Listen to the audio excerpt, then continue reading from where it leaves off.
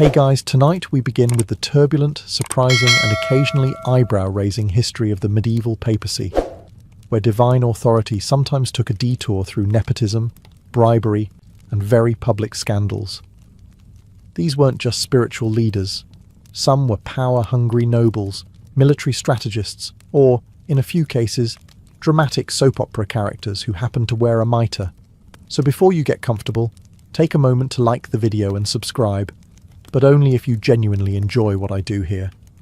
And let me know in the comments where you're tuning in from and what time it is for you. It's always fascinating to see who's joining us from around the world. Now, dim the lights. Maybe turn on a fan for that soft background hum. And let's ease into tonight's journey together. When people think of the papacy, they often imagine a solemn, white-robed figure waving serenely from a balcony, perhaps offering blessings, peace, and a few firm reminders about morality. What they don't picture is a teenage nobleman gambling away church funds, or a pope with so many enemies he had to build a moat around his palace. But welcome to the Middle Ages, where the papal throne wasn't just a seat of holiness. It was the most contested power chair in Europe, second only to whichever throne was currently being fought over in France. In theory, the Pope was the vicar of Christ, the spiritual father of all Christians, a man of prayer, humility, and self-sacrifice. In practice, the papacy often functioned like an elite political prize passed between ambitious families like a really fancy potato, one that came with armies, land, and enough gold to start a small kingdom, or at least a scandal or two. The chair of St. Peter wasn't just sacred, it was strategic. Whoever sat in it had the power to crown emperors, excommunicate kings, and decide which side of a war God was allegedly on. That's a lot of pressure for one man. It's also a lot of temptation, especially if that man was elected with the help of bribes, distant cousins, and one suspiciously enthusiastic cardinal. Popes weren't always theologians or saints. Many were noble sons with no military potential, conveniently pushed into the church like a backup career option. Think, you're not good with a sword, Benedict, but you're great at Latin. How about controlling all of Western Christendom? And once in power? Some popes ruled like monarchs, waging wars, collecting taxes, and, in certain cases, living like Renaissance playboys with excellent robes. The lines between spiritual authority and political strategy got blurrier by the century. By the time we hit the 10th and 11th centuries, papal elections involved enough intrigue to make a Netflix drama look restrained. This is the world we're stepping into, not one of quiet reflection, but of ambition, corruption, and the occasional courtroom trial held against a corpse. Let's be clear, appointing an 18-year-old as supreme head of the Catholic Church was probably not the best idea. But in the year 955, Rome did exactly that when Octavianus, son of a powerful Roman noble, became Pope John XII, a name he adopted presumably to sound more papal and less like someone who still needed help tying his sandals. He wasn't chosen for his piety or deep theological insight. He was chosen because his family owned enough influence in Rome to make the Vatican look like a family-run franchise. And once he got the job, young John treated the papacy not as a spiritual office, but as a sort of personal amusement park with keys to the treasure vault. His behaviour quickly earned him a reputation that was less father of Christendom and more bored Roman noble with too much power. He allegedly gambled in the Lateran Palace, drank excessively, toasted to pagan gods during feasts, and transformed the papal residence into something halfway between a pleasure palace and a very mismanaged hotel. Contemporaries accused him of turning the Lateran into a brothel. He reportedly ordained a deacon in a stable. He held wild banquets where the line between sin and sacrament got blurry, if it existed at all. One chronicler accused him of living like a satyr, which, in medieval diplomatic language, translates roughly to, "This man makes Caligula look reserved." Worse still, John had no qualms about mixing politics with personal vendettas. He once had someone's eyes gouged out. Another man's tongue was allegedly cut out. Then he raised an army, then lost it, then begged the German Emperor Otto I to come help, and then betrayed him the second his back was turned. It all ended, fittingly, in scandal. In 964, Pope John XII reportedly died of a stroke while in bed with a married woman. Some say he was struck down for his sins. Others think the woman's husband may have done the striking. If Pope John XII's job description included embarrass the church thoroughly and often, then it's safe to say he overperformed. His behaviour wasn't just questionable by papal standards, it was questionable by Roman tavern standards. And that's saying something. Let's start with the gambling. Medieval chroniclers were scandalised to find out that the Pope, the supposed vicar of Christ, enjoyed dice games so much that he allegedly played them during papal audiences. Nothing says, "Blessed are the meek," like rolling a natural 12 while collecting tithes.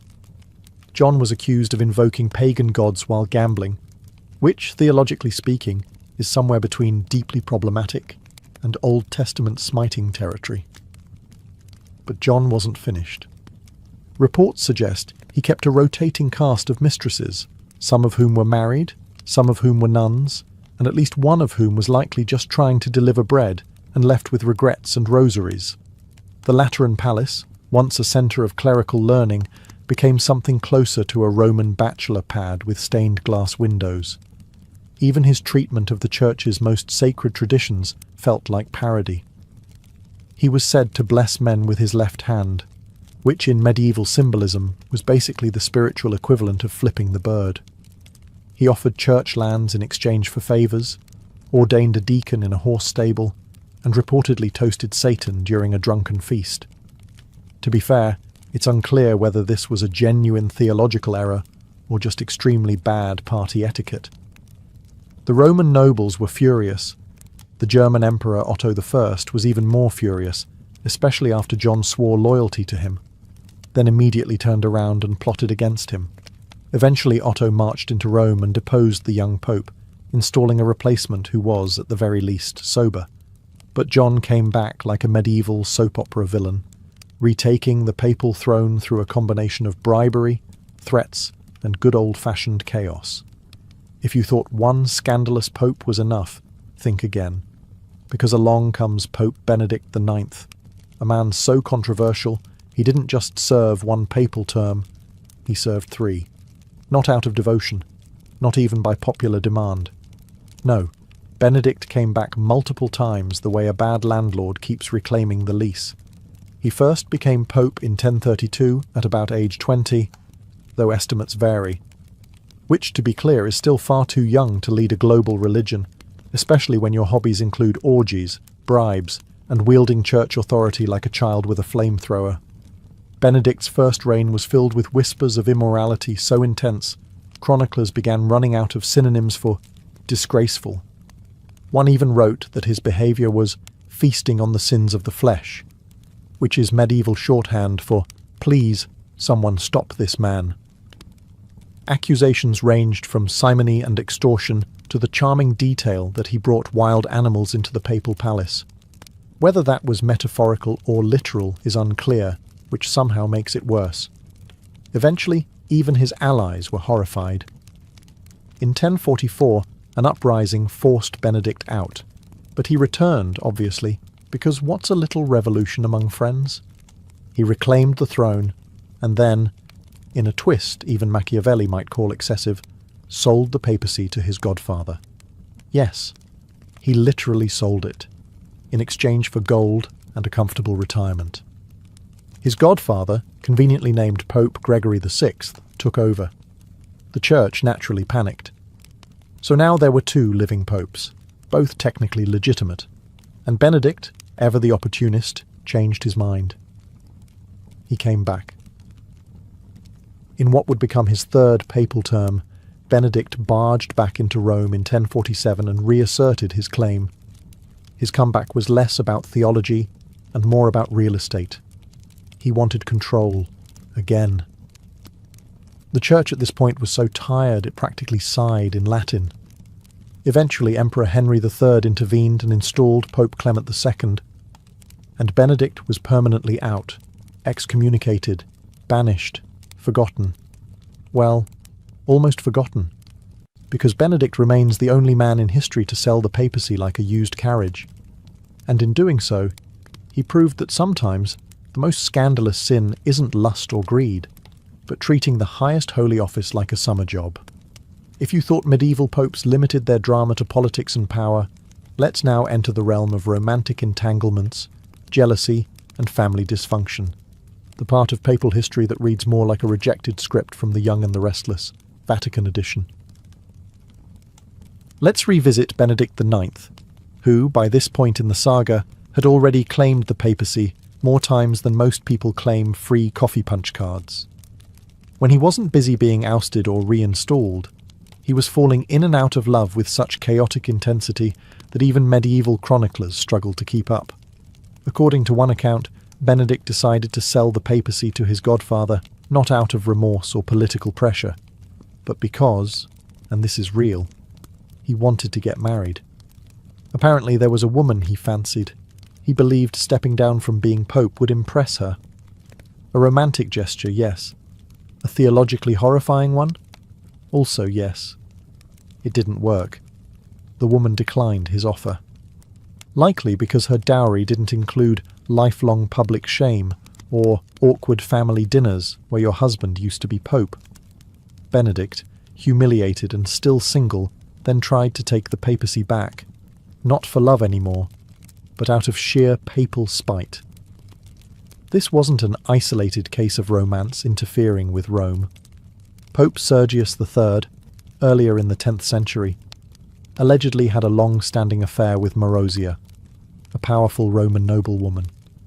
They may have had a child together, who would later become Pope John XI. Yes, that's right. We had a pope who was the son of a pope, a concept which, theologically, breaks more rules than a medieval cook during Lent. The papacy during this era was so dominated by noble families marrying, feuding and scheming for power that historians dubbed it the pornocracy. Literally, rule of the harlots. Harsh? Maybe. But when family alliances involve cardinals, concubines and cousins all playing musical thrones with holy orders, it's hard to argue. If you thought papal scandals were limited to the living, allow me to introduce you to one of the most bizarre episodes in church history, a moment so surreal it feels like a Monty Python sketch directed by Dante himself. In the year 897, Pope Stephen VI had a bone to pick with his predecessor, Pope Formosus. The problem? Formosus was dead, and had been for nearly a year. But that minor detail didn't stop Stephen from launching what historians now call the Cadaver Synod, also known as the time a pope literally put another pope's corpse on trial. Here's how it went down. Stephen had Formosus's rotting body dug up from its grave, dressed in full papal regalia, and propped upright on a throne inside the Lateran Basilica. And then, because medieval drama has no breaks, Stephen appointed a deacon to act as defence counsel for the corpse. Yes, someone had to speak on behalf of a rotting skeleton while keeping a straight face. The charges? Illegally ascending to the papacy, violating canon law, and, essentially, being pope, while someone else thought he shouldn't be. Formosus, understandably quiet throughout, was found guilty. His papal garments were torn off, 3 of his blessing fingers were cut off, and his body was thrown into the Tiber River like a very unholy log. Shockingly, not everyone thought this was a reasonable use of church resources. The spectacle caused widespread outrage, even by 9th century standards. Rome, already accustomed to ecclesiastical nonsense, collectively gasped. Riots broke out. Bishops were appalled. The general public, who had presumably seen their fair share of weird, finally drew the line at corpse prosecution. Stephen's papacy didn't last long after that. He was imprisoned and strangled in his cell, likely by someone who thought justice should involve fewer cadavers and more common sense. The Cadaver Synod remains one of the most infamous moments in papal history, not because it changed doctrine, but because it's a reminder that absolute power unchecked grief, and poor impulse control can lead to courtroom dramas that no one, not even the deceased, can walk away from. After the cadaver synod, there was a general consensus in Rome that things had gotten a bit excessive. You can push people pretty far, nepotism, bribes, even the occasional holy war. But dragging a decomposed pope into court and sawing off his fingers? That was apparently where medieval society drew the line. Pope Stephen VI, fresh off his post-trial corpse disposal, expected applause. What he got instead was a papal version of the cold shoulder. Bishops whispered. Cardinals looked away. Roman citizens muttered into their wine. The clergy, who'd gamely tolerated decades of questionable behaviour, now had to explain why the papacy resembled a haunted puppet show. Within months, Rome was in open revolt, and not a polite parchment-signing sort of protest, more of the storm the Lateran Palace with torches and pitchforks variety. The message was clear. We'll tolerate a lot from a pope, but we'd like our dead to stay buried, thank you very much. Stephen was quickly deposed. Technically, he was arrested for political reasons, which is medieval speak for, everyone's embarrassed, and you need to go now. He was thrown into prison, and shortly thereafter strangled by unknown hands, though let's be honest, there were probably several volunteers. His successor, Pope Romanus, did what most new managers do after a disastrous predecessor. Reversed nearly everything. He nullified the cadaver synod, tried to fish for Moses' remains out of the Tiber, they eventually found him, and reburied the poor man with full honours, presumably this time under lock and key. Still, the damage was done. The synod had revealed just how far papal politics had drifted from spirituality and into the realm of vindictive theatrics. Faithful Christians, even the more gullible ones, had to ask, is the man in charge of our salvation emotionally stable enough to not yell at corpses? By the early 14th century, the papacy was in full retreat, from Rome, that is. And not for a spiritual sabbatical or architectural renovation, but because the French crown essentially kidnapped the Pope. Politely, of course. In 1309, Pope Clement V moved the papal court from chaotic, riot-prone Rome to the much calmer, wine-soaked town of Avignon, nestled snugly in the south of France. Thus began the period known as the Avignon Papacy, or as Rome might have called it, that time our Pope ghosted us for 70 years. Now, officially, the move was for safety. Rome, they said, was too dangerous, which it absolutely was. Murder, factionalism, and general Renaissance street drama were rampant. But Avignon just so happened to be under heavy French influence, and somehow every pope elected during this period just so happened to be French. What a miraculous coincidence. The Avignon court quickly developed a reputation, not for piety, but for luxury. The papal palace was more Versailles than Vatican. Banquets, silks, tapestries, personal chefs, and entire wine cellars that could put a monastery under the table. One pope reportedly spent more on spices than on alms for the poor. You could argue he was seasoning souls. Diplomatic letters and complaints poured in from all corners of Christendom. Cardinals muttered about corruption. Local Italian nobles fumed. Pilgrims stared at the empty windows of St. Peter's Basilica and muttered, "Is anyone home?" But the Avignon popes were not in a hurry. Why return to Rome when Avignon had better plumbing, fewer mobs, and actual cheese courses? Still, cracks started to form. The church's image took a hit. Critics called it the Babylonian captivity of the church, comparing the papacy's absence to Israel's exile. Harsh? Yes. But when your holiest office is operating out of a French wine region, people notice. Eventually, pressure mounted. In 1377, Pope Gregory XI returned to Rome, but not before nearly 7 decades of absenteeism had transformed the papacy from a Roman institution to a cross-border circus. It was meant to be a safe haven. Instead, it turned into a gilded exile, with excellent catering. And just when things seemed to settle, the Church decided to up the chaos by electing 2 popes. If one pope can cause a scandal, and 2 popes can spark confusion, then 3 popes all claiming to be the real pope is officially what medieval historians refer to as a theological dumpster fire. After the Avignon papacy finally ended in 1377 and the papacy returned to Rome, the church breathed a collective sigh of relief for about 5 minutes. Then Pope Gregory XI died. The Roman mob demanded an Italian pope, very loudly, with torches. So the cardinals, many of them French, quickly elected Urban VI, an Italian. Problem solved? Not exactly. Urban turned out to be, let's say, difficult.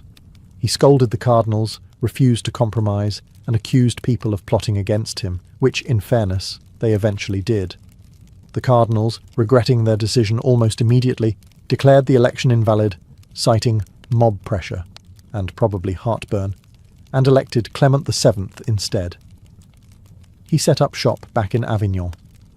Thus began the Western Schism, where 2 popes claimed legitimacy, each excommunicating the other with great passion and zero self-awareness. It was like a very expensive divorce, but instead of splitting property, they split Christendom. Kings had to pick sides. France, Scotland and Spain backed Avignon. England, the Holy Roman Empire, and most of Italy stuck with Rome. Bishops were confused, parishioners were baffled, and salvation itself began to feel like a matter of geographic convenience. This 2-pope system went on for decades, but naturally, the church found a way to make things worse. In 1409, a council in Pisa tried to resolve the issue by firing both popes and electing a third, Alexander V. But neither of the original popes stepped down. So now, for a brief and glorious moment in history, the Catholic Church had 3 popes. Each claimed to be the only legitimate one. Each excommunicated the others, and all 3 refused to share the Holy Hat. Finally, in 1417, the Council of Constance got serious. They deposed or pressured all 3 claimants to step aside and elected Pope Martin V, who presumably agreed not to start any more schisms for at least a week. If you thought the papacy couldn't possibly outdo corpse trials, papal sales, and spiritual 3-ways, allow me to introduce Rodrigo Borgia, better known as Pope Alexander VI, a man whose time in office was so decadent, even Renaissance Italy blushed. Elected in 1492, yes, the same year Columbus got his sea legs, Rodrigo was less of a spiritual shepherd and more of a political apex predator. His rise to the papacy involved the usual prayers and incense, plus a record-breaking number of bribes. Cardinals allegedly received palaces, gold, and possibly foot massages in exchange for their votes. It was less an election and more an ecclesiastical Black Friday. Once installed as Pope, Alexander treated the Vatican like a combination of mafia headquarters and family estate. And I do mean family. He openly acknowledged multiple children, most famously Cesare and Lucrezia Borgia, which, for a pope sworn to celibacy, was a bold move. Rather than hiding his illegitimate kids, he promoted them. Cesare got military campaigns. Lucrezia got politically strategic marriages. Nepotism? Please. Borgias invented the deluxe version. Alexander was also a master of double dealing.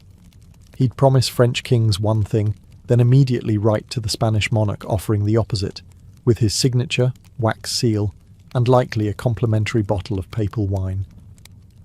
The church treasury was used like a personal bank account, financing wars, feasts, and renovations that suspiciously benefited the Borgia family holdings. The papal court under Alexander was infamous. Lavish banquets, masked balls, and rumours of orgies hosted in the apostolic palace became so frequent that some contemporaries suspected he confused holy orders with party planning. The term Borgia poison wasn't metaphorical. Enemies had a suspicious habit of dying after dinner. Despite the scandal, Alexander was incredibly effective, politically savvy, financially cunning, and well-connected. If the papacy was a business, he ran it like a CEO with a sword under the desk. He strengthened the Vatican's infrastructure, stabilized its finances by squeezing everyone, and expanded its influence across Europe. holiness optional. He died in 1503, likely of malaria, or poison, or karma. Reports vary, but his legacy lives on as the ultimate reminder that in the Renaissance, even the Pope could be a warlord in robes, with a family crest, a side of scandal, and absolutely no shame. When your father is the Pope and also the most ambitious Borgia in history, your childhood is unlikely to involve lullabies and apple-picking. For Lucrezia and Cesare Borgia, life was a constant whirl of alliances, daggers, weddings, and whispers, all under the elegant umbrella of the Vatican. Let's start with Cesare, the original Prince of the Church, turned actual Prince of Warfare. He was made a cardinal at the tender age of 18, because nothing says spiritual maturity like puberty. But red robes weren't really his colour. He preferred armour, and the occasional assassination. When his brother Giovanni died under mysterious circumstances, everyone looked at Cesare, including the Pope, who didn't seem overly upset. Shortly after, Cesare conveniently resigned from the cardinalate, which was not a thing people usually did, and switched careers from cleric to mercenary commander. Think, holy man to hitman in under a month. Funded by church coffers and backed by dear old dad, Cesare cut a swath through central Italy, conquering cities and eliminating rivals like a papal version of Grand Theft Auto, Renaissance edition. Now, Lucrezia. History has been both cruel and confused about her. Depending on the source, she was either a brilliant political pawn or a scheming poisoner with a flair for drama. The truth is likely somewhere in the middle. She married 3 times, not out of romance, but because her father needed alliances. One husband was annulled, one mysteriously murdered. Cesare again, big maybe. And the third stuck around long enough for Lucrezia to become Duchess of Ferrara, and an actual patron of the arts. Rumours swirled, incest, poison rings, secret lovers hidden under Vatican trapdoors. Historians now believe much of this was political smear. Enemies of the Borgias couldn't beat them with swords, so they tried slander instead. Still, when you're the daughter of a pope and your brother is building a private army, it's hard to stay scandal-free. Together, Lucrezia and Cesare became the Renaissance's most infamous siblings, brilliant, dangerous, and photogenic in frescoes. They blurred the line between royal family and organised crime.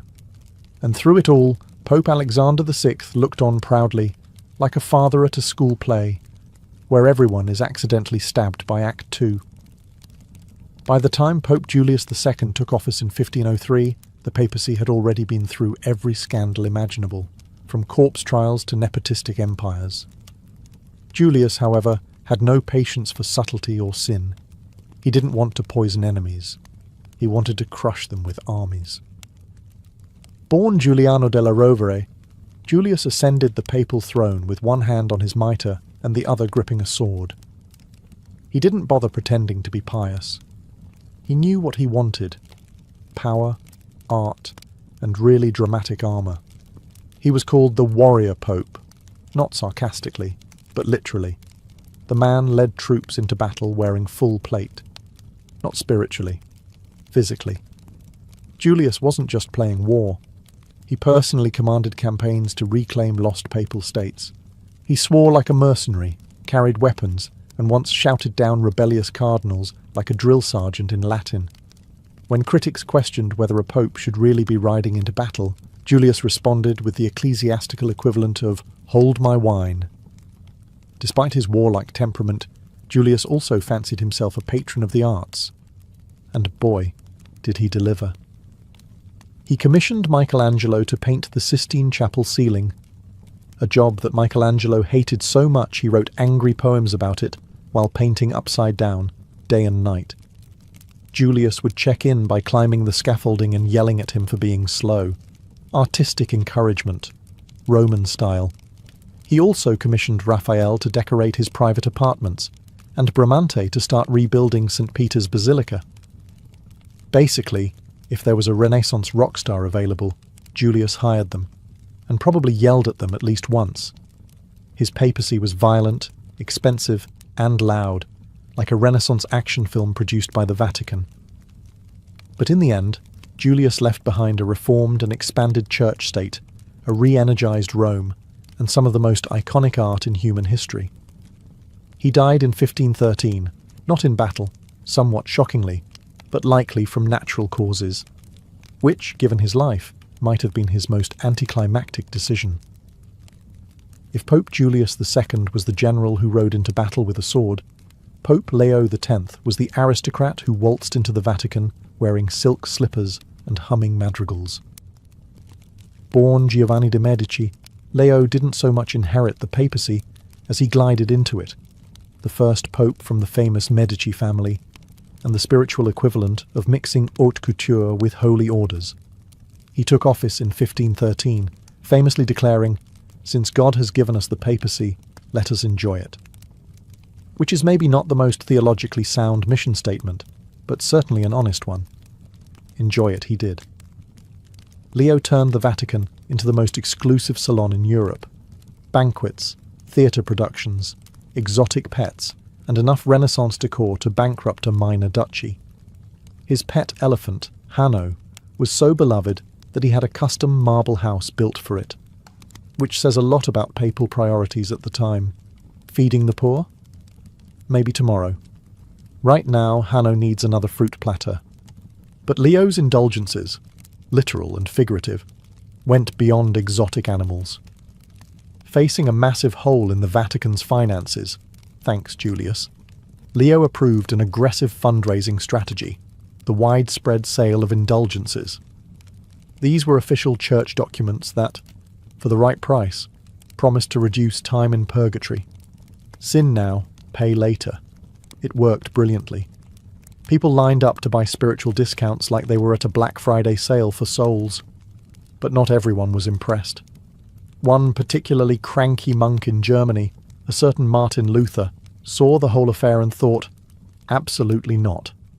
Luther's famous 95 Theses, nailed to a church door in 1517, directly challenged Leo's indulgence policies, accusing the Pope of selling forgiveness like it was a meat market. Leo's response was leisurely. He called Luther a drunk German who will change his mind when sober. Spoiler, he didn't. Leo excommunicated Luther in 1521, but by then the Protestant Reformation had begun, and the Church's monopoly on salvation was slipping through its gilded fingers. Leo died the same year, reportedly from pneumonia, although some whispered it was from eating too much eel.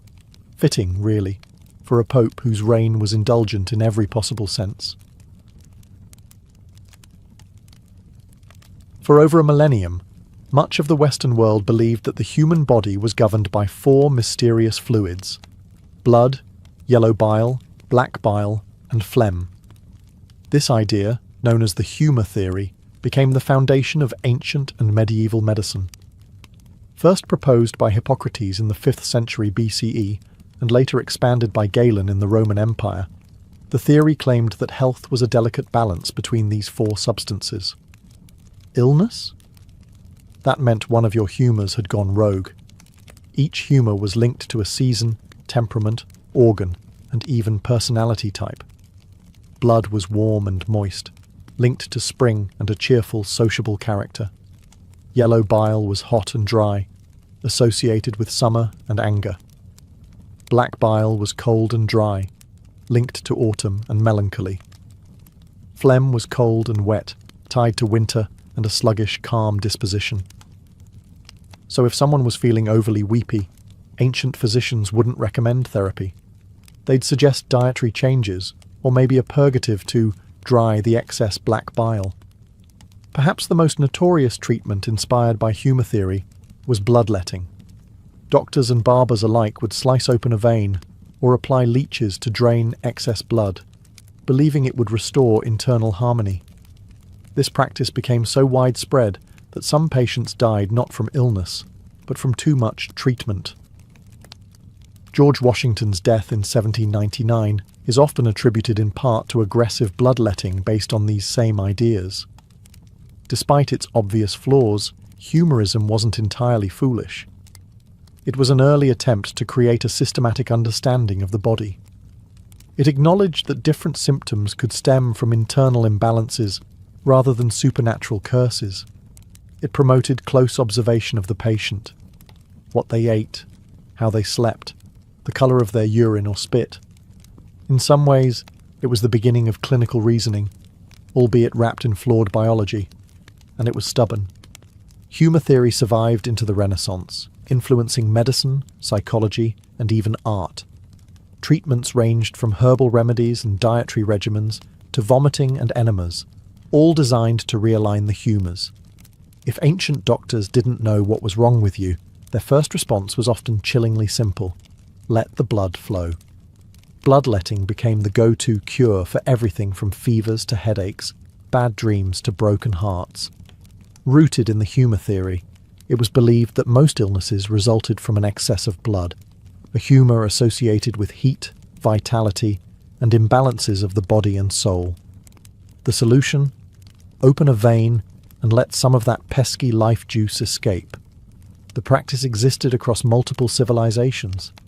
In ancient Greece, Hippocrates recommended it cautiously, while Galen turned it into an art form, arguing that blood needed to be removed from specific veins depending on the location of illness.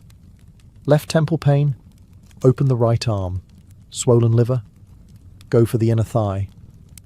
Precision in nonsense, but precision nonetheless.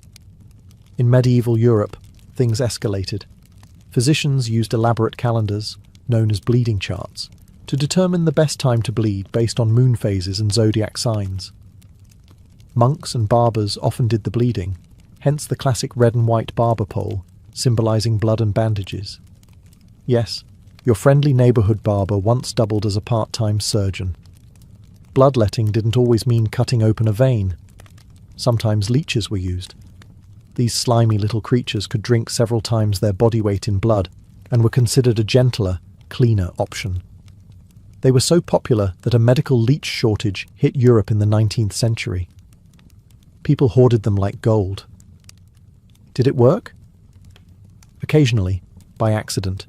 Reducing blood volume can lower blood pressure, which may have helped in rare cases like high fevers or certain heart conditions. But more often, it weakened the patient, increased the risk of infection, and accelerated death.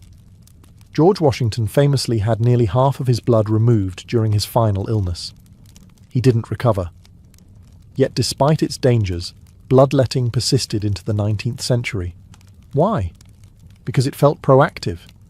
It showed the healer was doing something, even if that something was harmful. And the ritual of it all, the instruments, the charts, the dramatic visuals, reinforced the illusion of medical control. Today, bloodletting is confined to a few rare conditions like hemochromatosis, but for centuries, it stood as one of medicine's most persistent myths. A vivid reminder that even well-meaning treatments, wrapped in tradition and theory, can do more harm than good. Before germs were even a whisper on the wind, ancient civilizations had their own explanation for disease: miasma, or bad air. For millennia, people believed that illness came not from bacteria or viruses, but from invisible noxious vapours rising from rotting matter, swamps, unburied corpses, or even immoral behaviour. If you smelled something foul, you were probably in danger. This theory wasn't a fringe idea. It was mainstream science from ancient Greece to Victorian London. The term miasma comes from the Greek miasma, meaning pollution or stain. According to thinkers like Hippocrates, breathing in corrupted air disrupted the balance of humours in the body, leading to disease. In Rome, poor neighbourhoods were seen as physically and morally unclean, and public health officials tried to combat disease by improving air circulation and controlling odours. The miasma theory persisted well into the Middle Ages and Renaissance. When the Black Death swept across Europe in the 14th century, physicians wore bizarre beaked masks filled with herbs and spices. Those weren't fashion statements. They were early gas masks meant to purify the air. Cities burned incense in the streets, built massive bonfires, and relocated graveyards in hopes of banishing the deathly fumes. In ancient India and China, Variations of miasma theory also flourished. In Sanskrit medical texts, bad wind was often cited as a source of disease. In Chinese medicine, qi, vital energy, could be corrupted by unclean air, leading to bodily disharmony. Though described differently, the core idea was the same. Polluted air meant sick bodies. Ironically, even though the miasma theory was scientifically wrong, it led to some public health victories. Urban sanitation projects in 19th century Europe, sewer systems, street cleaning, and freshwater infrastructure were driven by miasma theory. These efforts dramatically reduced disease, not because they cleaned the air, but because they removed the true culprits, bacteria in waste-contaminated water. The real death blow to the miasma model came in the mid-19th century with the work of scientists like John Snow and Louis Pasteur, who proved that cholera and other diseases were caused by microbes, not mist. But by then, miasma had left a lasting imprint on city planning, architecture, and medical thought. In the ancient world, the line between medicine and poison was razor thin, and often ignored entirely. Many treatments that were prescribed with the utmost seriousness would horrify a modern doctor. Chief among these was mercury, the glistening metal that fascinated physicians across cultures for centuries. To the ancients, it wasn't toxic, it was magical. In ancient China, mercury, called cinnabar when found in red crystalline form, was prized in Taoist alchemy. It was believed to promote immortality and spiritual enlightenment. Some emperors ingested pills made of mercury and arsenic to preserve youth. The result? Agonizing death by heavy metal poisoning. Qin Shi Huang, the first emperor of China, may have died from mercury elixirs intended to make him eternal. The Greeks and Romans weren't innocent either. Mercury was used as a laxative, a disinfectant, and even as a treatment for skin diseases. Later, in the Islamic Golden Age and medieval Europe, it became a favoured remedy for syphilis, applied topically, injected, or inhaled. Patients would drool uncontrollably, lose their teeth, and slowly go mad. But if the disease went into remission, the treatment was considered a success. And mercury was just the beginning. Take mandrake, a root shaped vaguely like a human figure. Across the Mediterranean, it was considered a powerful anesthetic and fertility aid, but also dangerously hallucinogenic. Harvesting it was said to be deadly unless done at night with elaborate rituals, and some legends claimed it screamed when uprooted. Still, Greek and Roman doctors ground it into sedatives, sometimes combining it with opium to knock out surgical patients. There was also lead, found in cosmetics, wine additives, and medical salves. Romans sweetened their wine with a syrup made by boiling grape juice in lead pots. Delicious, but slowly toxic. Chronic exposure caused everything from infertility to madness, but few made the connection. Even crocodile dung was fair game, used in Egyptian contraceptive formulas. That's right. Insert, hope for the best, and thank the gods. Why did these dangerous treatments persist? Because when medicine is based on symbolism, myth, and trial and error, anything is fair game. If something had a strong smell, a dramatic effect, or a strange shape, it was likely to be deemed powerful. And sometimes, by sheer accident, it worked. The ancient pharmacy was a cabinet of wonders and horrors. And while many of its remedies were lethal, they also reflect something deeply human, the willingness to try anything in the face of suffering, even if that meant drinking poison in search of a cure. When you think of ancient Egyptian medicine, one iconic image dominates: the mummy. But while embalming was primarily a ritual of religion and death, it also reveals a surprising amount about how the Egyptians understood the human body, and where they strayed, sometimes wildly, from anything we'd call science today. The Egyptians were obsessed with preservation. They believed that to achieve immortality, the body had to remain intact. This led to one of the most intricate embalming procedures in history, removing internal organs, drying the body with natron salts, and wrapping it meticulously in linen. The brain, removed through the nose with a hooked tool, then discarded.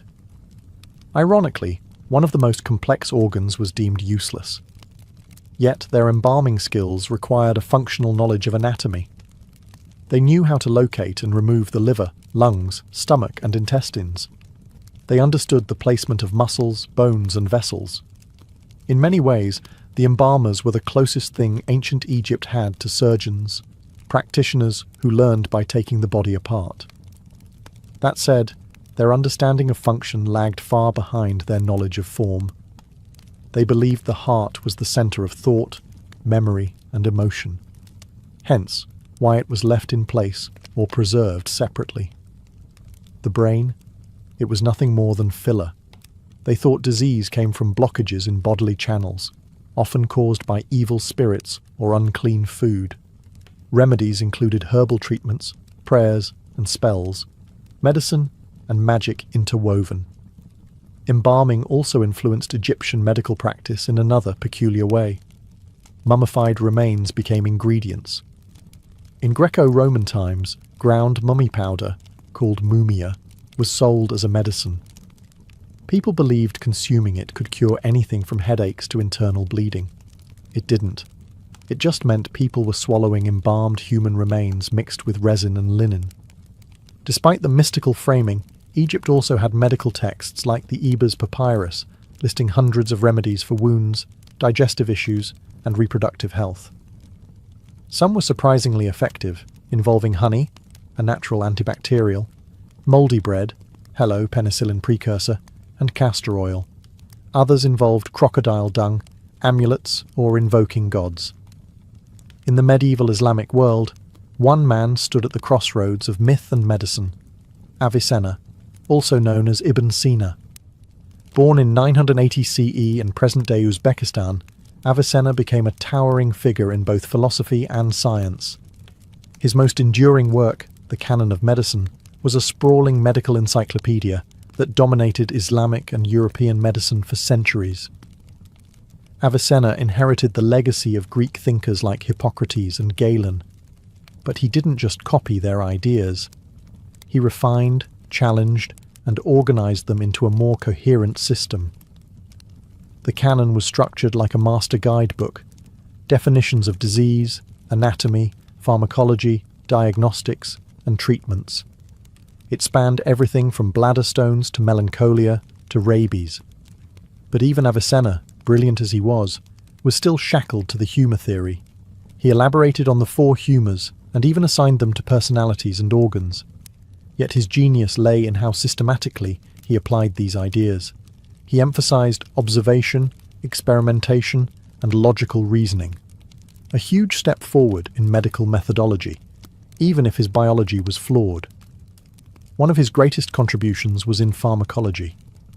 Avicenna catalogued hundreds of drugs, categorized their effects, and insisted on testing them in controlled conditions. He warned against over-medicating and emphasized the importance of diet and environment in healing. This holistic approach, treating not just symptoms but lifestyle, feels surprisingly modern. His surgical knowledge was limited, but his understanding of contagious diseases was ahead of his time. Avicenna described diseases spreading through water, soil, and air, tiptoeing dangerously close to germ theory. He even recommended quarantine during outbreaks, centuries before it became common practice.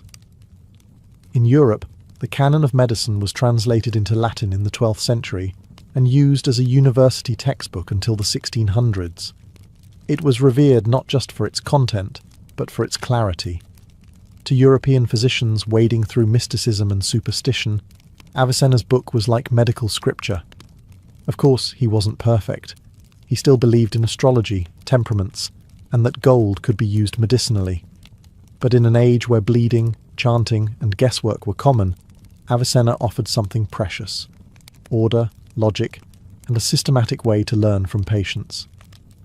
In short, he didn't banish the myths, but he brought medicine out of the fog and onto a path of critical thinking. For that alone, Ibn Sina earned his place in the Hall of Medical Giants. If Hippocrates was the father of medicine, Galen was its long-reigning emperor. Born in 129 CE in the Roman Empire, Galen became the most influential medical thinker of the ancient world. So influential, in fact, that his errors shaped medicine for over a millennium. Galen was brilliant, yes, but he was also spectacularly wrong in ways that haunted Western medicine deep into the Renaissance. Galen believed in the four humours, but he took the theory to theatrical new heights. He insisted that each organ had a primary humour, that diseases were caused by humoral imbalances, and that restoring equilibrium required precise treatments like bloodletting, purging, or diet manipulation. His anatomical writings were considered gospel, but here's the twist. He never dissected a human body. Roman law forbade it, so Galen relied on animal dissection, mostly monkeys and pigs. The result? A cascade of flawed assumptions.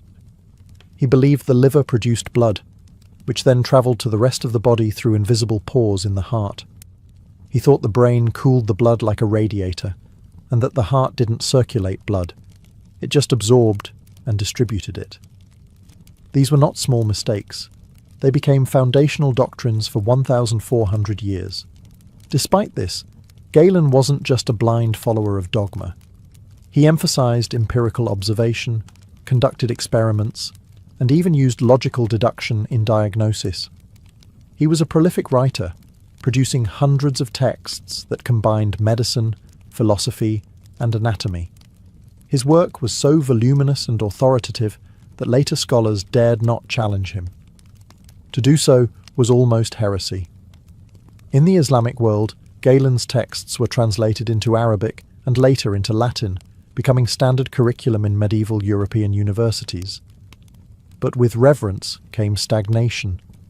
For centuries, medical students learned how to confirm Galen, not how to question him. Dissecting a human corpse and finding inconsistencies? Must be the corpse that's wrong, not Galen. It wasn't until the Renaissance and figures like Andreas Vesalius that Galen's anatomical errors were finally debunked through direct human dissection. When blood was discovered to circulate, not just seep, medicine was finally unshackled from his grip. Galen's legacy is a paradox, a brilliant thinker whose devotion to logic and observation inspired generations, yet whose mistakes delayed key medical breakthroughs for centuries. In the end, he reminds us that knowledge must always be questioned, even when it comes from a genius with a scalpel. In the West, ancient medicine leaned heavily on bodily fluids and bloodletting. But in the East, particularly in ancient China, medicine took an entirely different route, one based on invisible energy, flowing rivers of life force, and carefully placed needles. Enter acupuncture, a practice that's over 2,000 years old and still used today, despite its mysterious and sometimes misunderstood origins. At the heart of acupuncture is the concept of qi, pronounced qi, the life force or energy that flows through the body along invisible channels called meridians. Illness, according to ancient Chinese belief, occurs when qi is blocked, imbalanced, or weakened. The cure? Restore the proper flow, and that's where acupuncture comes in. By inserting thin needles at specific points on the body, practitioners aim to redirect and harmonize qi, unblocking the body's internal traffic jams. The earliest references to acupuncture appear in texts like the Huangdi Neijing, the Yellow Emperor's Inner Canon, written around the 2nd century BCE. This foundational work described meridians, acupuncture points, and how different organs corresponded with elements like fire, earth, and water. It wasn't based on anatomy as we know it. There were no blood vessels or nerves in these meridians. Instead, it was a system rooted in balance, harmony, and observation of nature. Despite the mystical language, acupuncture did produce observable effects. It could reduce pain, induce relaxation, and, in some cases, improve recovery, likely due to the body's own endorphin release and nervous system responses. In ancient times, these effects were interpreted as evidence that qi had been restored. Acupuncture wasn't used alone. It was part of a larger framework of traditional Chinese medicine, TCM, which included herbal remedies, dietary regulation, cupping therapy, and moxibustion, burning herbs near the skin. The goal was always the same: to restore internal balance and sync the body with the natural world. Western medicine remained skeptical for centuries, especially because acupuncture's anatomical claims didn't match scientific models. But in the modern era, studies have shown that while meridians may not exist physically, acupuncture can influence the nervous system, reduce chronic pain, and even help with nausea or migraines. It's not magic, it's biology, reframed. For all the bizarre rituals, dangerous substances, and downright mythical theories that shaped ancient medicine, not everything was a shot in the dark. In fact, some ancient treatments, born from careful observation, experimentation, or pure necessity, were surprisingly effective. And in a few cases, modern science has circled all the way back to say, they were on to something. Let's start with honey. Used in ancient Egypt, Greece, and China as a wound dressing, honey was prized for its sweetness and its antibacterial properties. Today we know that honey contains enzymes that produce hydrogen peroxide, making it effective against certain bacteria. It also keeps wounds moist and forms a protective barrier. Modern medicine now uses medical-grade honey for burns and ulcers, proving that not all sticky cures are superstition.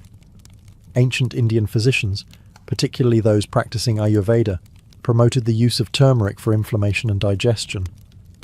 Modern studies have confirmed that curcumin, the active compound in turmeric, has anti-inflammatory and antioxidant properties.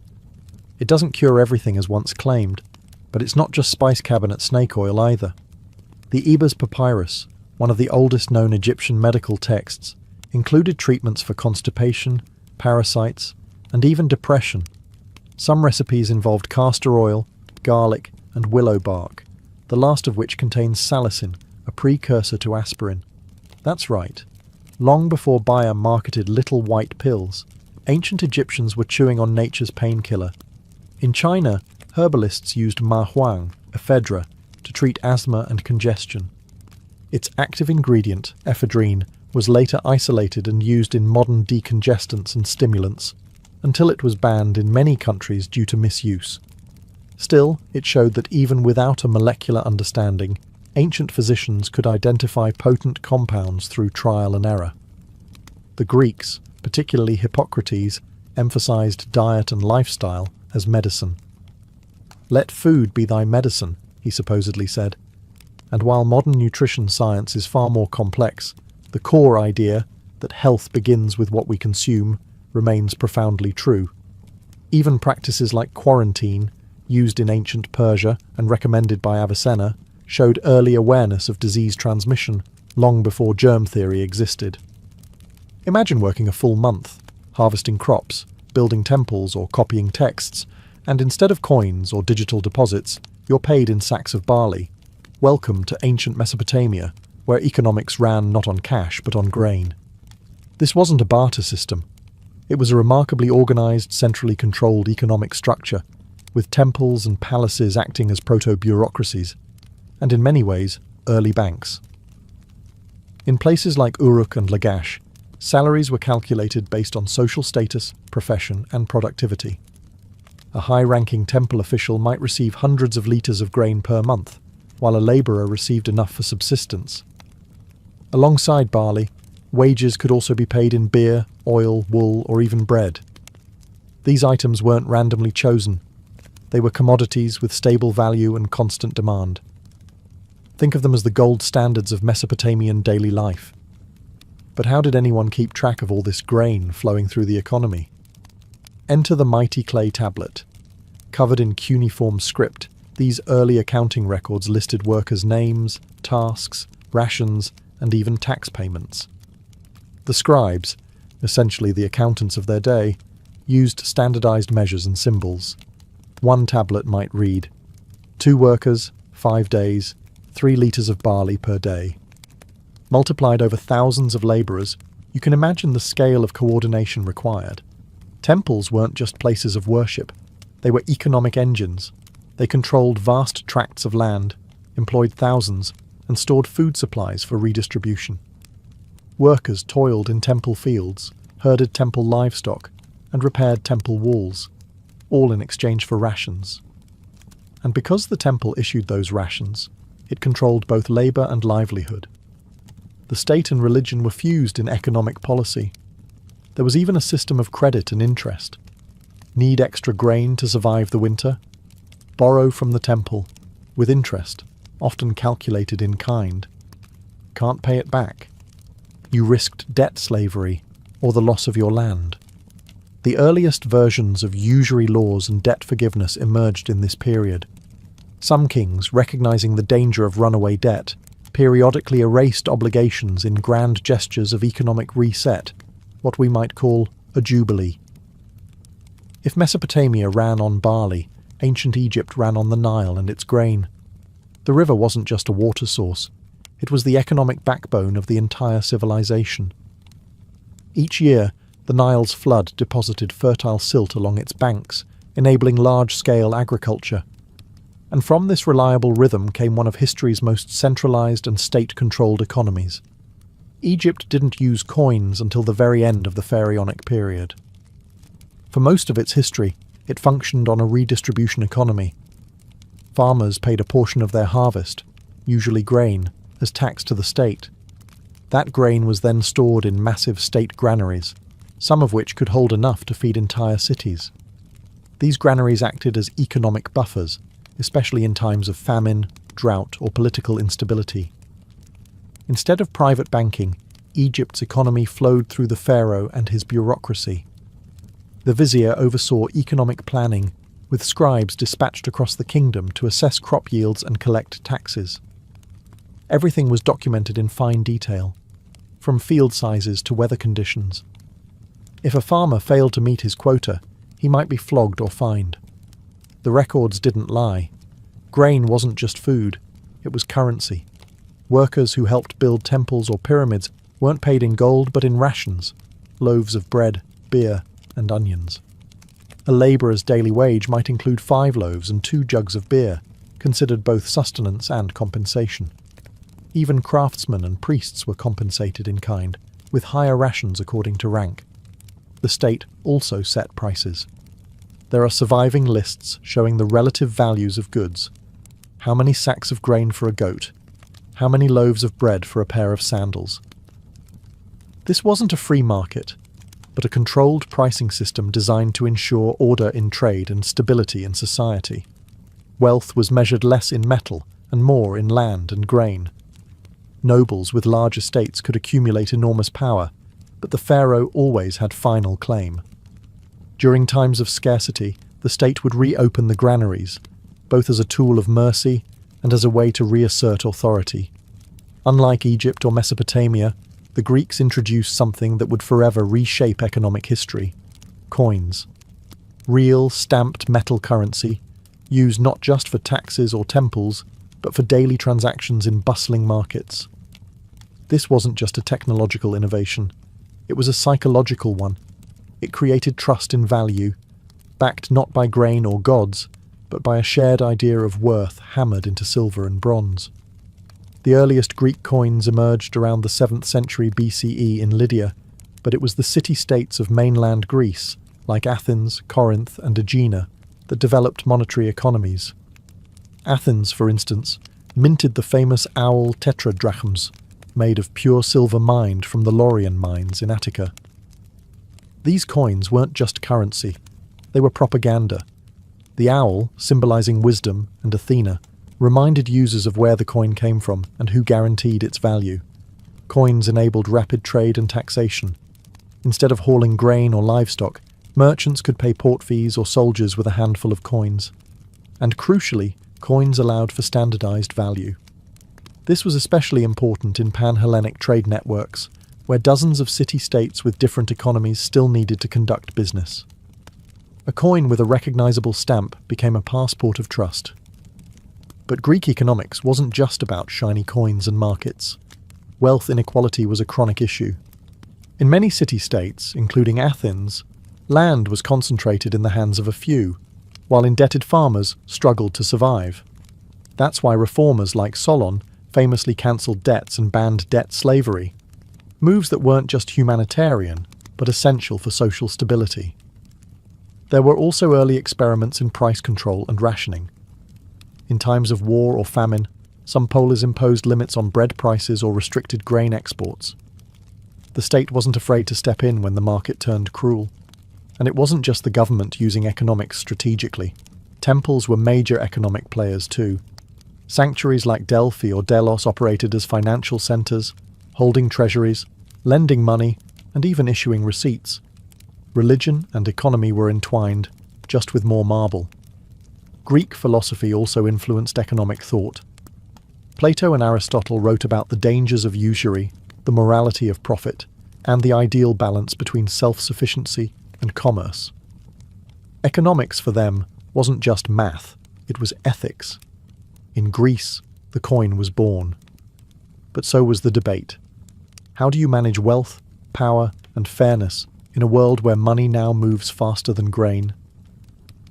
By the time Rome rose to power, the ancient economy had entered a new phase, imperial scale.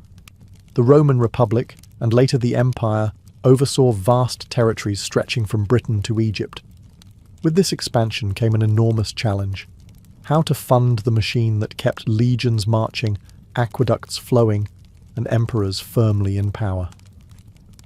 At the heart of Rome's economic engine was taxation. Unlike earlier civilizations where payments were made in grain or goods, Rome relied heavily on coinage, especially after the silver denarius became the standard. Citizens paid taxes in coins, while provinces paid tribute, often collected in precious metals or bulk commodities. And if you were conquered, you paid for the privilege of losing. Tax collection, however, wasn't always neat. Rome often used a system called tax farming. Wealthy private individuals, known as publicani, would pay the state up front for the right to collect taxes in a region. Whatever they gathered beyond that sum was their profit. Unsurprisingly, this led to abuse and extortion, especially in distant provinces where oversight was weak. Cicero himself railed against corrupt tax farmers in his speeches. The empire also maintained a military payroll that dwarfed anything in the ancient world. Soldiers were paid in coins and land grants, a powerful incentive for loyalty. The state minted millions of coins annually, drawing silver from mines in Spain and gold from Dacia. But maintaining this system was expensive. When revenues dipped, emperors often debased the currency, reducing silver content to stretch the supply. This practice, while temporarily effective, led to inflation and public distrust. Rome's economy wasn't all taxes and war. There was a vibrant market economy, especially in urban centres. Markets were filled with imported luxuries: silk from China, pepper from India, glassware from Egypt. Trade was facilitated by Roman roads, ports, and a relatively safe Mediterranean dubbed Mare Nostrum, our sea. State-controlled grain doles in cities like Rome provided free or subsidized bread to thousands, keeping the poor fed and politically quiet. Wealth inequality, however, was stark. The elite senatorial class owned vast latifundia, or plantations, worked by slaves. Small farmers were often driven into debt or absorbed by larger estates. Economic mobility was limited, and prosperity flowed upward. Rome showed the world what a monetized, centralized economy could look like, but it also revealed the cracks: inflation, exploitation, and a growing gap between the taxed and the taxing. Sound familiar? Some problems, it seems, are timeless. As the Roman Empire marched into the 3rd and 4th centuries CE, its economy began to wobble, then crack. Trade networks strained, military costs ballooned, and worst of all, confidence in the imperial currency collapsed. The story of late Roman economics is a cautionary tale of what happens when a government tries to fix a financial crisis by tampering with its own money. The early silver denarius, once the bedrock of Roman commerce, had steadily lost value. In a desperate attempt to pay soldiers and public officials, emperors began to debase the coinage, diluting the silver content with cheaper metals like copper and lead. A coin that once held real value became little more than a metal token. Trust eroded, prices rose, and suddenly inflation wasn't just a word, it was daily reality. By the time of Emperor Diocletian in the late 3rd century, inflation was spiralling. Bread that once cost 1 coin could now cost 100. In response, Diocletian issued the infamous edict on maximum prices in 301 CE. This massive decree attempted to fix prices on everything from wheat to labour to lion meat. It even set maximum wages for professions. Violation of the edict could mean death. Sounds decisive, but it failed spectacularly. Sellers refused to part with goods at government-mandated prices, the black market exploded, and enforcement became nearly impossible. The edict faded into irrelevance, a monument to how command economics can't override supply and demand. To stabilize the chaos, Diocletian and later Constantine attempted monetary reform. Diocletian introduced new coins like the aureus, and Constantine launched the solidus, a gold coin that would actually endure for centuries as a stable currency. But for everyday people, especially in the provinces, access to stable coinage remained limited. Most still relied on barter or hoarded older coins with real silver content. Meanwhile, the empire's economy became more autarkic, self-contained. Large estates grew their own food, crafted their own tools, and distanced themselves from the volatile market. This shift marked the beginning of the manorial economy that would dominate the Middle Ages. After the fall of the Western Roman Empire, the eastern half, Byzantium, kept the imperial torch burning, both politically and economically. Centered in Constantinople, the Byzantine Empire didn't just survive for another 1,000 years. It preserved and refined Roman economic systems. But it walked a constant tightrope between control and collapse, micromanagement and market forces. At the heart of Byzantine stability was the solidus, a gold coin introduced by Constantine. Remarkably, it maintained its weight and purity for over 700 years. Known in Western Europe as the bezant, the solidus became the most trusted international currency of its time. Merchants in Baghdad, Venice, and even China accepted it. In a world riddled with debased currencies, Byzantium's gold was pure and its reputation priceless. But that didn't mean the economy ran on laissez-faire principles. Quite the opposite. The Byzantine state was famously interventionist. It set official prices for bread, wine, oil, and other staples in Constantinople. The annona system, inherited from Rome, ensured that grain shipments from Egypt and other provinces fed the capital regularly, free of market volatility. This was a political necessity. If bread disappeared or prices spiked, riots followed. The people of Constantinople were famously not shy about their dissatisfaction. The empire also maintained a highly sophisticated bureaucracy, including tax officials, grain inspectors, and urban price controllers. Farmers paid taxes partly in produce and partly in cash, while soldiers and bureaucrats were paid in gold, ensuring both loyalty and liquidity. But the Byzantine economy was also deeply stratified. Wealth concentrated in powerful landowning families, many of whom received tax exemptions. The result? A shrinking tax base and growing burden on smallholders and peasants. Some emperors, like Basil the Come, cracked down on aristocratic privilege to protect the treasury. Others, less disciplined, handed out land grants and exemptions like candy, destabilizing the system in the long run. Trade flourished, especially in luxury goods, silks, spices, and religious icons. The state even tried to control who could produce and sell certain items. Guilds were tightly regulated. Silk, for example, was originally a state monopoly. The empire feared that losing control of it meant losing control of both wealth and diplomacy. While the Mediterranean world was calculating taxes in denarii and hoarding solidi, ancient China was quietly developing one of the most sophisticated and long-lasting economic systems in human history.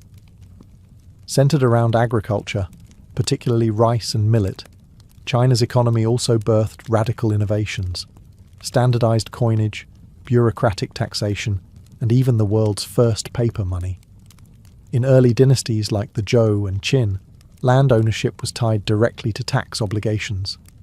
Farmers paid their dues in grain or labour, either to the state or local lords. But as China unified under the Han Dynasty, the state expanded control over trade, resource extraction, and money. Taxes were streamlined into three forms: land tax, a share of your harvest; labour tax, days spent working on public projects; and tribute tax in kind or cash. This system supported an enormous bureaucracy, one staffed by educated officials chosen via imperial examinations, a meritocratic concept far ahead of its time. Currency came early. The Ban Liang coin, a round copper piece with a square hole, was one of the first standardized currencies issued under the Qin dynasty. It wasn't just money, it was a symbol of unity. Later dynasties like the Tang and Song improved the system further, using bronze and later iron coins, which were strung together in hundreds to make large purchases. But innovation didn't stop at metal. During the Song dynasty, as trade exploded and merchants found hauling coins cumbersome, China invented something revolutionary: paper money. Called jiaozi, these notes were initially issued by private merchants and later adopted by the state. By the 11th century, government-issued paper currency was in full circulation, nearly 1,000 years before Europe caught up. The state kept a tight grip on salt, iron and tea, often monopolizing production and controlling prices. Trade was both local and international. China's Silk Road linked it to Persia and Rome, while maritime trade reached as far as Africa. Despite innovations, China wasn't immune to inflation or economic imbalance. Overproduction of paper money under the Yuan dynasty eventually led to currency devaluation and public distrust. Still, the foundational principles of land-based taxation, bureaucratic management, and currency control gave China an economic continuity the West could only envy. In ancient India, economics took a uniquely spiritual turn. While other civilizations funneled wealth through kings or emperors, India's wealth often flowed through temples. These were not just houses of worship. They were financial institutions, landowners, employers, and even local banks. At the same time, bustling urban centres and far-flung trade routes were energized by merchant guilds, some of which functioned with near-sovereign independence. Temples in regions like Tamil Nadu or Karnataka amassed wealth through donations of gold, land, and livestock. A king or noble might donate an entire village to a temple, complete with its people, fields, and tax rights. These temples then reinvested. They lent grain, leased land, employed artisans, and managed irrigation. Inscriptions reveal loans made with interest, repaid in kind or coin. In effect, the priestly elite became fiscal managers, blending ritual with revenue. India's economy was also deeply entwined with religious festivals and pilgrimages. Towns like Varanasi or Madurai drew massive crowds during holy days, sparking surges in local trade.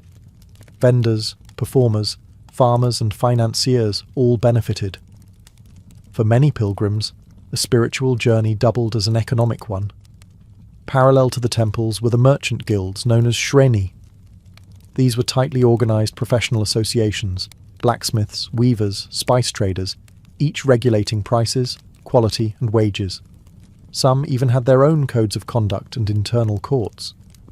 More impressively, certain guilds accumulated enough capital to lend money to kings, fund temple construction, or send trading caravans across borders. Think of them as early corporations, self-regulating, self-financing, and deeply influential. India also maintained robust long-distance trade networks. Through ports like Lothal, Tamralipta, and Bharuch, goods like spices, gemstones, ivory, and textiles travelled to Persia, Rome, Southeast Asia, and beyond. Indian merchants used a variety of currencies: punch-marked silver coins, copper tokens, and even cowrie shells in certain regions. But economic life wasn't all opulence. The caste system rigidly dictated economic roles, limiting upward mobility. A potter's son became a potter, a merchant's son a merchant. While some flexibility existed in practice, institutional change was rare. As we look across the ancient world, from Mesopotamian barley wages to Byzantine price controls, one thing becomes clear: human economies have always been about more than money. They are systems of trust, power, belief, and survival. And though they varied in scale and sophistication, ancient economies confronted many of the same problems we face today: debt crises, inflation, inequality, and resource distribution. Debt, for instance, was a recurring theme. In Mesopotamia, debt could lead to enslavement, but kings often forgave debts in grand amnesties. In Athens, farmers burdened by debt were rescued by Solon's reforms. In Rome, over-indebtedness fueled civil unrest and populist uprisings. Again and again, ancient societies had to confront a simple truth. When too much wealth accumulates at the top, the system cracks. Inequality wasn't a bug, it was a feature. Most wealth, whether land, grain, or coin, was concentrated in the hands of a few. Empires like Rome or India saw small farmers slowly crushed under taxes and competition from elite landowners. The result? Widening social divides, political instability, and eventual decline. Sound familiar? Inflation was another universal plague. Rome's currency collapse in the 3rd century mirrors modern fears about money printing. The Byzantines tried to hold the line with the solidus, while China swung between innovation and overreach with paper money. These civilizations show us that trust in currency is fragile, and once lost, difficult to restore. Yet there's also a lesson in resilience. Ancient economies were incredibly adaptive. When coinage failed, people returned to barter. When the market collapsed, communities leaned on temples or guilds. When central control wavered, local systems filled the gap. The absence of modern banks didn't mean chaos, it meant creativity. Another takeaway? Economics was always social. It wasn't just about markets and production, but rituals, festivals, kinship networks, and cosmic order. A temple's vault, a farmer's field, and a king's tax collector were all tied together in a shared worldview about how wealth should move and who should control it. In the end, the ancients didn't solve economic inequality or invent a perfect system. But they understood what we sometimes forget, that economies are human ecosystems, and like all ecosystems, they flourish only when balance is maintained. Ignore that balance, and even the strongest empire can fall, grain by grain, coin by coin. Imagine you've travelled for days, maybe even weeks, through the dusty hills and olive groves of ancient Greece. You're not here for sightseeing or worship in the usual sense. You're here because you're desperate. Your joints ache, your eyesight is fading, or perhaps something more mysterious troubles you, something the village doctors can't explain. And so, you've come to the sanctuary of Asclepios at Epidaurus. Not a hospital, not a clinic, but a divine healing complex nestled in the hills of the Peloponnese, where medicine and miracles meet. As you approach the sanctuary, the first thing you see isn't a grand temple, but a series of orderly structures: baths, gymnasiums, a stadium, even a massive theatre. You wonder, is this really a place of healing? But then you cross the boundary into sacred ground, where normal rules no longer apply. The air smells of burnt offerings and medicinal herbs. Pilgrims whisper prayers. Sacred dogs roam freely. And everywhere, yes, everywhere, there are snakes. Non-venomous, of course, but still unsettling. These are the sacred animals of Asclepios, believed to carry his healing power. A priest, or therapeutes, meets you and begins a ritual purification. You wash in sacred waters. You fast. You leave offerings, perhaps a coin, a fruit, or a small clay replica of the body part that needs healing. Then you're shown to the abaton, the dormitory where the real miracle is said to happen.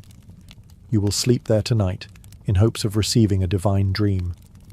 Asclepios himself may visit you in your sleep, touching your body with his staff, whispering cures, or sending signs. There's no anesthesia, no scalpels, just faith, ceremony, and a deeply ingrained belief that dreams are more than illusions. They are divine messages. For the ancient Greeks, healing wasn't just a physical process. It was spiritual, psychological, and symbolic. And Epidaurus? It was the ultimate destination for anyone seeking not just a cure, but transformation. This is not a place you leave unchanged. For many, it was the last hope. For others, it was the only place where medicine met meaning, and sickness found something more than science could offer. Before Epidaurus became the ultimate healing destination, there was the myth, the divine figure behind the sanctuary, Asclepios. To understand the sanctuary, you must understand the god. Asclepios wasn't just another Olympian with a penchant for lightning or war. He was different. He healed, and that made him both revered and at times feared. According to legend, Asclepios was the son of Apollo. Yes, that Apollo, god of music, prophecy, and yes, medicine, and a mortal woman named Coronis. The story doesn't begin happily. Coronis, while pregnant, was unfaithful. Apollo, enraged and betrayed, had her killed, but not before saving the unborn child from her funeral pyre. That child was Asclepios, delivered by divine hands, bathed in fire and fate. From birth, Asclepios was destined for healing. Apollo entrusted him to the wise centaur Chiron, who taught him everything: surgery, herbology, anatomy, even the mystical arts of dream interpretation and incantations. But Asclepios didn't stop there. His talents surpassed mere teaching. He became so skilled he could cure any illness. Some say he even learned how to bring the dead back to life. That was a problem. The gods don't like balance being disturbed. Death, after all, was the realm of Hades, and if humans no longer died, what chaos would that unleash? Zeus, keeper of cosmic order, struck Asclepios down with a thunderbolt. Just like that, the healer was gone. But he didn't vanish from memory. The people mourned, honoured, and then deified him.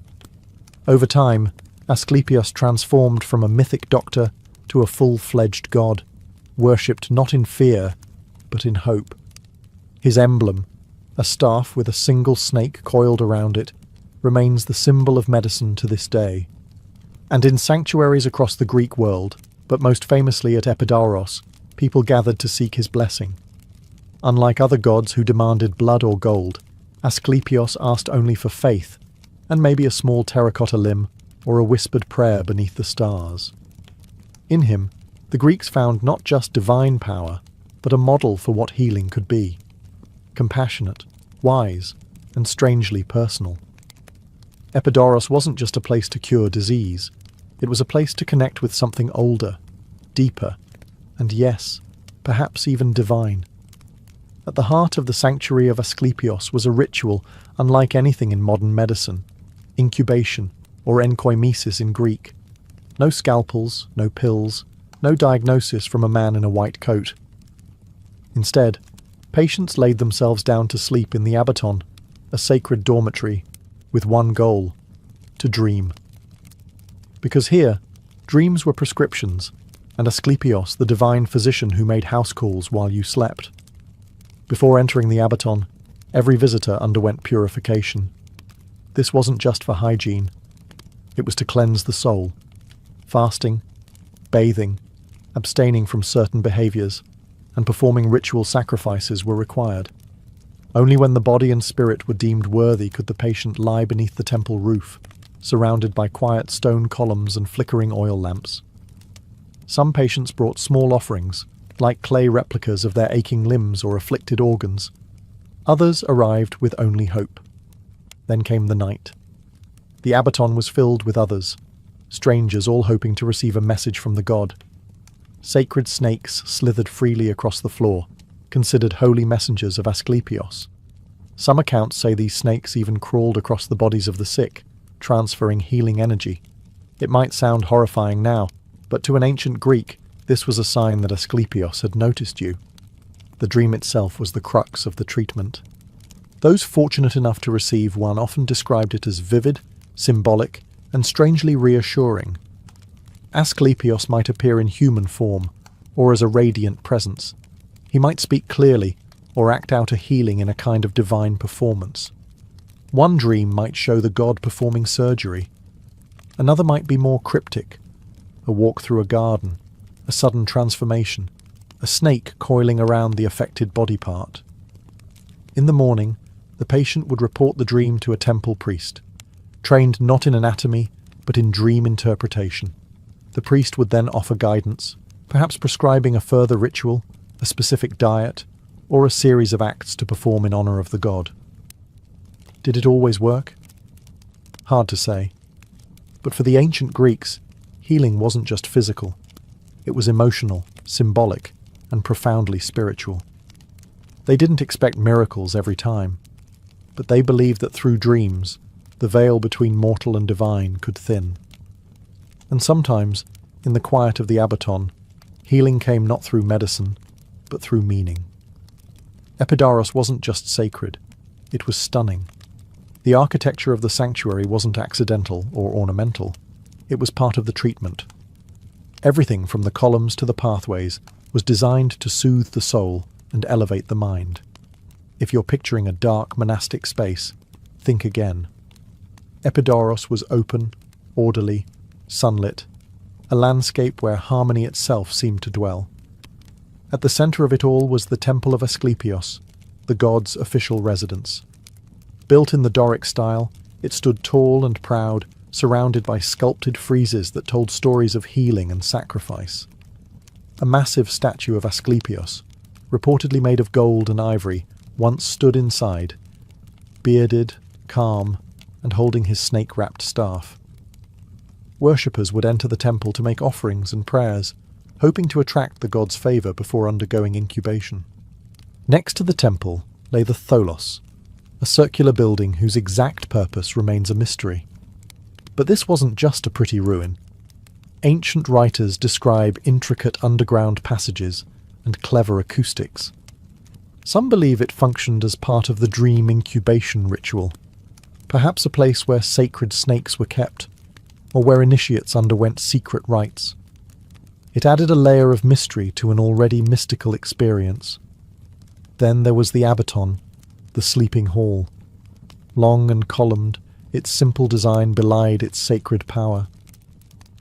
This was where you lay in hope of a dream, shoulder to shoulder with fellow pilgrims. Though it may seem humble today, the psychological effect was profound. Lying under the stars, surrounded by sacred architecture, believing you were close to the divine, it was enough to shift the soul, if not the body. But Epidaurus was more than its sacred core. There were baths, gymnasiums, stowers for walking and contemplation, and even a theatre, the largest of its kind, seating over 13,000. Why a theatre in a healing sanctuary? Because mental stimulation, laughter, and storytelling were part of the cure. Greeks understood that healing wasn't just about herbs and prayers. It was about environment, mood, and emotion. Even aesthetics were therapeutic. Let's clear something up. Epidaurus wasn't all dreams and divine visions. While enkoimesis was the central ritual, the sanctuary offered a surprisingly diverse range of physical treatments that might look oddly familiar to modern wellness centers. The ancients didn't separate the mystical from the practical. They combined them into a healing system that was ritualistic, symbolic, and surprisingly hands-on. Take, for example, therapeutic baths. Water was considered sacred, a purifier not just for the body, but for the soul. Patients would bathe in spring-fed pools, often before rituals, as a form of cleansing. These weren't casual dips. They were part of the preparatory phase of healing. The Greeks believed that washing the body opened it to divine influence. It was step one in resetting the self. Then there was dietary regulation. The priests at Epidaurus often prescribed specific diets based on one's condition. Light foods, wine diluted with water, fasting. This wasn't about calorie counting. It was about balance. Ancient Greek medicine, influenced by Hippocratic thought, saw disease as imbalance and food as a tool to restore harmony. Ritual fasting before sleep in the Abaton was thought to make the dream state more potent and vivid. Physical activity was also encouraged. Patients walked in the colonnades, exercised in the gymnasia, and attended performances in the theatre. Emotional release, movement, and even communal laughter were seen as integral to healing. They didn't have a word for mental health, but they understood that the mind mattered. And what better therapy than a well-timed Greek tragedy followed by a hearty laugh? And yes, there were snakes. Sacred to Asclepios, they symbolized renewal, wisdom, and the cyclical nature of life. Non-venomous serpents slithered through the temple and dormitory spaces. Their touch during sleep was believed to be a healing sign.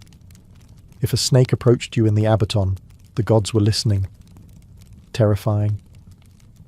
Maybe. But to the ancients, it was sacred reassurance. Even minor surgeries and wound care were performed. Though rudimentary by today's standards, they had tools, salves made from honey and herbs, and even basic antiseptic knowledge. Combined with prayer and ritual, these treatments were holistic in the truest sense. Epidaurus welcomed everyone. Unlike some ancient temples where only elites passed through marble gates, the sanctuary of Asclepios was a beacon to all: farmers, merchants, nobles, slaves. Sickness didn't discriminate, and neither, it seemed, did the god of healing.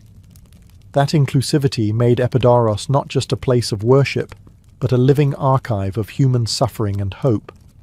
Patients arrived from all corners of the Greek world and beyond, some limping, some blind, some carried in on makeshift stretchers by friends or family. Others came for chronic illnesses, mental torments, infertility, or unexplained maladies that baffled local physicians. If regular cures had failed, you came here. If no cure had been tried, you came anyway.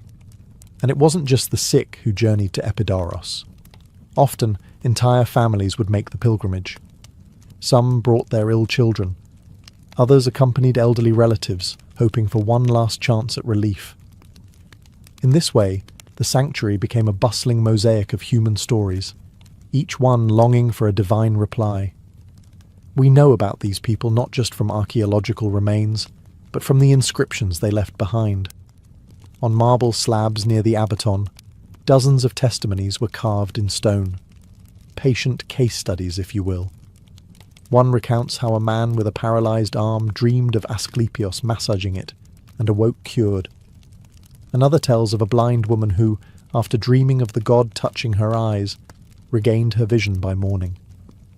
Some stories are dramatic, even theatrical. Others are humble and short, but all of them pulse with the same theme: gratitude. These inscriptions served a purpose beyond record-keeping. They were public proof, evidence of miracles meant to inspire faith and attract future pilgrims. Imagine walking into the sanctuary, frightened and sick, and reading the carved story of someone just like you who walked out healed. Hope, after all, is contagious. But not everyone was cured. For every miracle etched in stone, there were surely many unrecorded disappointments. And yet, even in failure, patients often left feeling transformed. Perhaps it was the sense of community, the ritual process, or the sheer beauty of the place. Perhaps it was simply being seen, not as a lost cause, but as someone worthy of divine attention. Behind the tranquil rituals and marble columns of Epidaurus was a small army of people who kept the sacred machinery of healing running.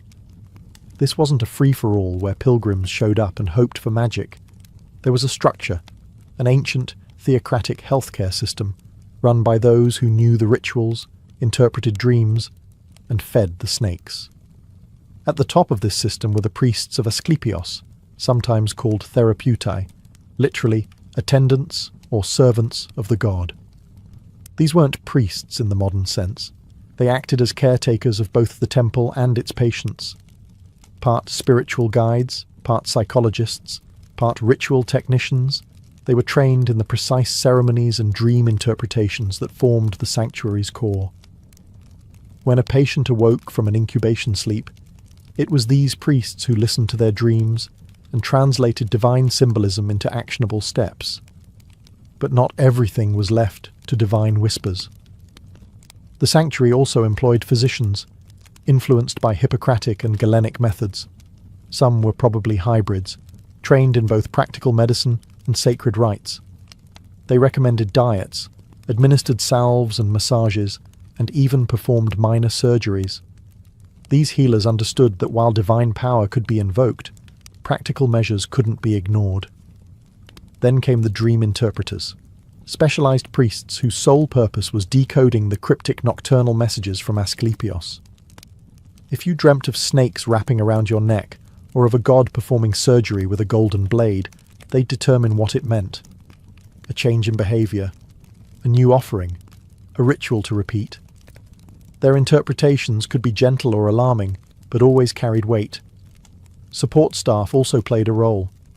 Temple attendants cleaned the dormitories, managed the sacred animals, maintained the grounds, and guided newcomers through the process. Sacred musicians provided calming melodies in the background, especially during ceremonies. Even scribes were essential. They carved the miracle testimonies into stone, documenting the divine resume of Asclepios, one healing at a time. These people weren't just functionaries. They were custodians of belief, carefully preserving the delicate balance between hope and expectation. At Epidaurus, healing didn't just come from the god. It came through human hands acting in sacred service. And for thousands of pilgrims, that structure gave the experience legitimacy. This wasn't chaos. It was choreography, a divine dance between gods, dreams, and very human helpers. It might seem strange to modern eyes, but one of the most iconic buildings at Epidaurus wasn't a temple or a hospital. It was a theatre, a massive one. Carved into the hillside, the theatre of Epidaurus could seat over 13,000 spectators, and is still praised today for its flawless acoustics and symmetry. But what was a theatre doing in a sanctuary of healing? For the ancient Greeks, the answer was obvious. Drama was therapy. Attending a performance wasn't just about entertainment. It was a ritual, a cleansing of the soul, a process they called catharsis. The emotions evoked by Greek tragedies and comedies, grief, joy, anger, laughter, weren't distractions from illness. They were treatments.